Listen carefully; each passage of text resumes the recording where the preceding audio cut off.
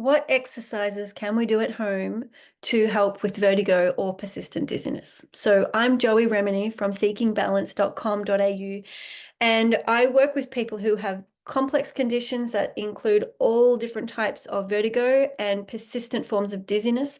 So throughout their daily life, randomly and often quite frequently, they can feel that they're moving, spinning, tilting, bobbing, popping, swaying when they know they shouldn't be. So they might be sitting or walking or standing, and it really is so, well, inconvenient is an understatement. It can be terrifying actually when it feels like where the rug's being pulled from underneath our feet.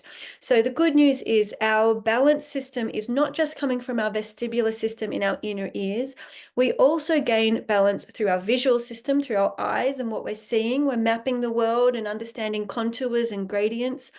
And more importantly, our proprioceptive system, which is our internal felt sense of orientation, location, placement, and touch. So for example, I'm noticing where the position of my shoulders are by feeling them, and I can notice whether I'm forwards of my hips or back of my hips or tilting to the left or the right. And then as I'm walking through space, I can actually have my hands on my hips and think of my hips as the steering wheel of the body. And as you learn to gain increased strength in your proprioceptive, so your ability to feel the felt sense, touch, and location of your body, you instantly boost your balance. So any way you can body scan head to toe to feel and locate yourself, literally through your skin, through your clothing, through the furniture, through what you're touching in the floor, that will help resolve some of your vertigo and dizziness through improving your ability to recenter yourself and cultivate steadiness. So any form of body scanning. And in my Rocksteady community, which is a very comprehensive, supportive community for people navigating really complex and challenging conditions, they are using body scanning all day long, sitting, standing, lying, walking, and you can adjust the body position. So, having various foot positions, so standing toe to heel, for example, or feet wide, whatever you're capable of. And variety is medicine here. So we don't need to be doing the same thing every day. And it doesn't need to be lots of movement. As you're moving through life, you're probably getting enough movement. So actually, I would recommend people slow it down and work on stillness. So lying, sitting, standing, slowly bending and getting up. These are ways we can slowly retrain the vestibular organs, the proprioceptive system, to strengthen. And on that note, it's not a great idea to be overly reliant on the visual. That can lead to a lot of migraines and stress and hypervigilance. So a lot of my clients will do their exercises and their body scan practices with their eyes closed, if they can, when they can, building up to that. So it's always a gentle process that you're in control of. So another really important thing to factor in, especially if you're doing any prescriptive, generic sort of cookie cutter exercises, is the emotional state you're in and your connection to what you're feeling in your nervous system and your interoception, so your internal inner landscape.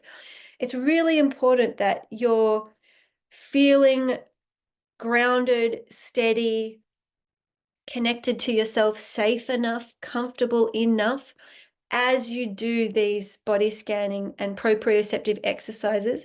If you're rushing yourself, pushing yourself, feeling not good enough, feeling shame, feeling anxiety, feeling lots of worries, it tends to mean that the nervous system itself is really not ready to use neuroplasticity, because when we're experiencing those chronic stress states, which are all normal, by the way, and learning to move with the passing waves of anxiety and shame is part of using neuroplasticity to rebuild steadiness and balance. But just to be aware that if you're throwing yourself around and doing these exercises or any exercises that causes you more anxiety, it means that your body will be less likely to create new neural maps of your steadiness. That's where the body scanning, proprioception, feeling head to toe does tend to bring us into more of an emotionally centered place.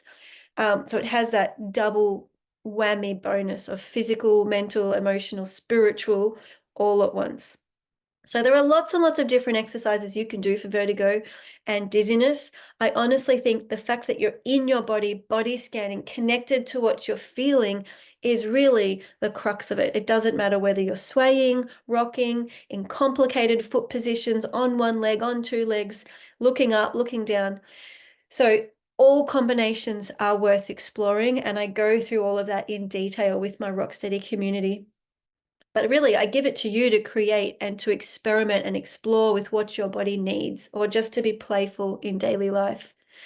Lastly, if you know you have benign paroxysmal positional vertigo, BPPV, it's treatable, and there are home exercises such as the Epley maneuver or the barbecue roll that you can try. If you know you have a left ear affected or right ear affected, you can absolutely treat that at home. And again, in my Rocksteady community, we have a full video kit to explain exactly how to test for that, how to test for each ear, how to test for each inner ear canal, and to know how to move the otoconia calcium carbonate molecules back to where they belong in the otoliths of the inner ear. So they are very specific home exercises you can do if you have that mechanical positional vertigo.